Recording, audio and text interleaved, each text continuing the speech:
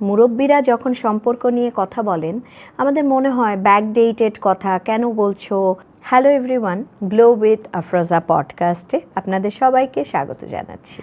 আজকে যে সম্পর্কে কথা বলতে চাই সেটি হচ্ছে সম্পর্কের পরিপক্কতা।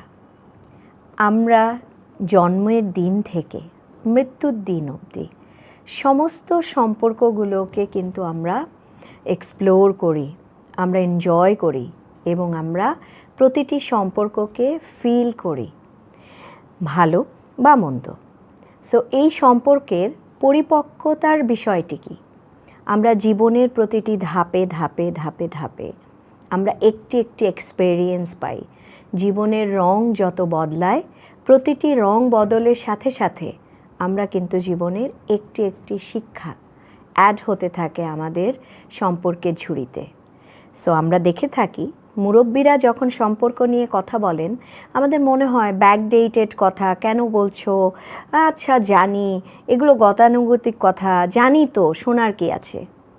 লক্ষ্য করবেন সেই কথাগুলোই আমরা একদিন মেনে নেই যে আমার মা ঠিকই বলেছিলেন, আমার দাদি ঠিকই বলেছিলেন, আমার নানু ঠিকই বলেছিলেন। সো সম্পর্কের পরিপক্কতা আসে বয়সের সাথে সাথে, সম্পর্কের রং বদল দেখে দেখে, এবং প্রত্যেকটি শিক্ষা আমাদের জীবনকে নতুন নতুন এক্সপেরিয়েন্স দিতে সাহায্য করে।